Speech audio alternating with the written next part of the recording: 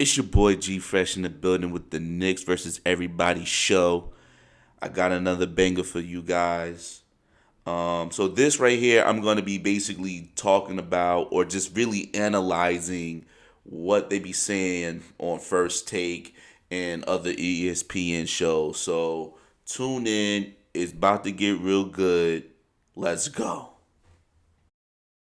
How do you feel about the Knicks selecting Obi with the 8th pick? Well, I'll confess that listen. I like Obi. The brother's a Skywalker. He averaged 20 a game in college. His last season in college, in the 2 years that he was there, it was like 14 and then 20. Last year, on nearly 70% shooting, nearly 40% shoot from three-point range. The brother's got game. I like him. I don't think it was a bad pick. My issue with the New York Knicks is that it's a guard-oriented game. You need to elevate your level of guard play. Knowing Tom Thibodeau the way that we should know him by now, guard play is essential to anything that he wants to do. And you had that kid Tyrese Halliburton there. All right, so let's get into it. So I have mad love for Stephen A. He's one of my inspirations on why I wanted to do podcasting or just media to any type of landscape. But I'm going to tell you why he's wrong right here. Now, I've seen a lot of Iowa State games, and I've seen a lot of Dayton games. And I felt that Obi was the better player. Even though today's NBA, you need a dynamic guard, I don't think Tyrese is that guy. He's really good. But for me, for a point guard to be essential, he has to able to break guys off the dribble and penetrate. Tyrese can't do that. I'm not saying that he cannot, but he doesn't come with that skill set. And that's what the Knicks need. A guy that could play off PNR and get to the rack. And if you notice, Frank was doing that towards the end of the season. He has a nice midi. And another thing I do not like about Tyrese, he's a little frail, and his defense is not to Frank's. And if you're going to have Tom Thibodeau as the coach, best believe he's going to want Frank to play the point, because Frank, of his defensive prowess and his versatility that brings onto the court. And another thing about Tyrese is the hitch in his shot. Now, him having that hitch in his shot, we already know that he's going to have to adjust that. By him adjusting that, it's going to be a 3-year process for a guy that has a little hitch in his shot to change his shot. Now, I'm not saying the shot can't go in, but with this NBA, with the guys playing at a fast pace, he's not a guy that could shoot off the dribble. Now, what's going to happen when the guy closes in, he's going to rush the shot because he has a little hitch and they're closing in fast. So he's going to have to change his shot. So that worries me. Now, if you look at Obi's shot is it's slow, but it's fluid and it goes in. Now, if you're the New York Knicks, here's the argument that you've made to me within the last 24 hours. Stephen A., watch what we're doing.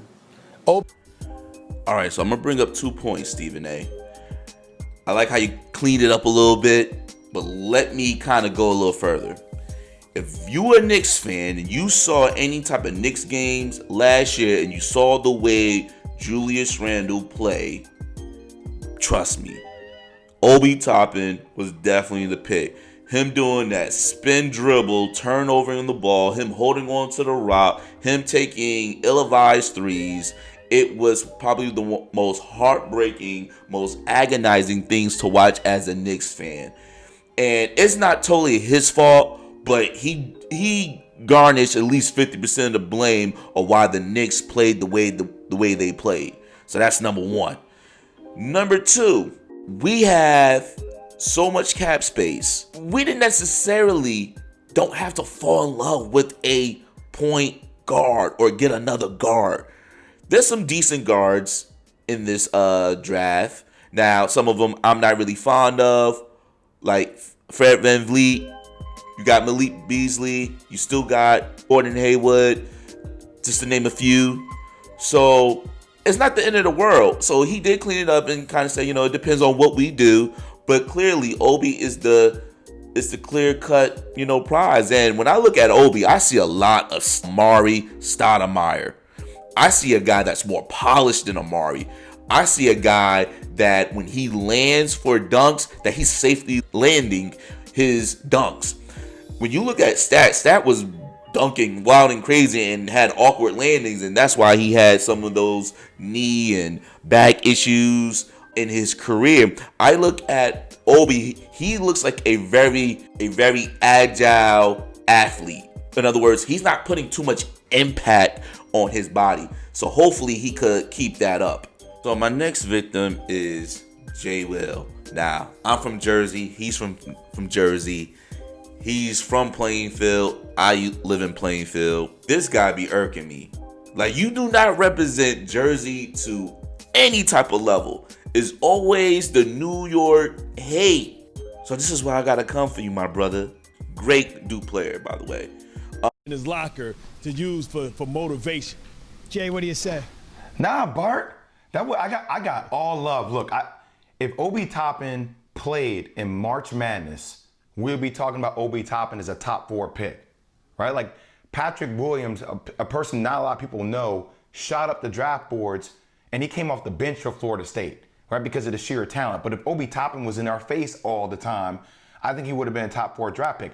I just don't know if I like the fit with the New York Knicks. How many bigs do you need to have on your roster? If you have any type of insight, Jay Will, you know that we are going to get rid of Randall.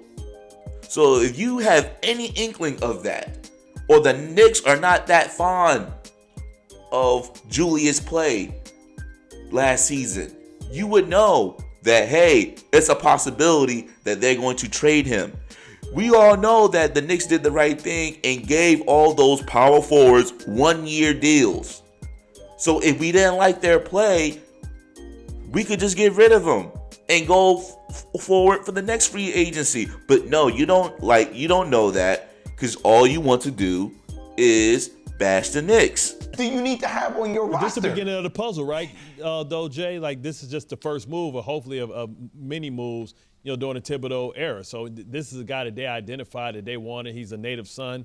He's a guy that's going to give them some physicality. He's a 40% three-point shooter. So maybe this is just the first move, and some of those bigs are going to start coming off the books, because you know that Julius Randle isn't long-term for the Knicks. Which proves my point. How do you have Bart Scott, who's a football player, out-analyze a guy that's a basketball guy? Come on, people. Bart Scott, a football guy, just told Jay Will, like, listen, bruh, like, maybe they got plans to get rid of those guys. Jay, but once again, Jay, you don't watch any Knicks games. Because if you watch any Knicks games, you would have been like, get this guy out of here. Understood. Julius Randle signed that 3-year, $63 million deal. You have Mitchell Robinson. City, you got baby. some other bigs that are. Taj Gibson is there. Bobby Portis is a team. I think a team, right, as far as it relates to free agent. The team has an option on him. But there's just a slew of bigs. And I guess I go to this place without for Payton, with RJ Barrett. Like, who makes everybody's life easy for the Knicks right now? Like, I thought for sure that they were going to take Tyrese Halliburton. Like, I heard from so many GMs, so many scouts, that he was a guy that was moving up the draft board. He went 12 to Sacramento, and I thought that was a steal of the draft. Steal of the draft. He just makes everybody's life easier. I love Obi Toppin. I want to see Obi Toppin win more than anybody. I'm just saying, man, like, who makes life easier for the Knicks? Well, even nobody. So Jay Will and people, not to sound like a broken record, Tyrese Halliburton cannot get to the rack. He cannot penetrate. He doesn't have a crazy handle where he breaking cats off the dribble. So you tell me who he's going to pass the ball to. That's the first thing they teach you as a point guard. You break down the defense. Now, he makes all the right passes. But it doesn't matter if he's making all the right passes if he's not breaking down the defense and he has no shooters around him. And currently, the Knicks don't really have shooters around them. Mitchell Robinson at the 5, he can't shoot. Okay, Obi, he could shoot. At the 3, we don't know who's going to be at the 3. Whoever we pick up at free agency. All right? Probably is going to be RJ playing the 3. But he can't shoot. So then it leaves us at the 2 position. I have a funny feeling that Tibbs going to start Frank at the 2 possibly. I don't know. But it's still a lot of question marks. So why get a guy like Tyrese Halliburton that you know can break down the defense and you don't even know what your roster is? See, when you know how your roster's already constructed, then you bring in a guy like Tyrese and you tell him, all right, this is what I need you to do. But at this point, the Knicks don't need that. Knicks need talent.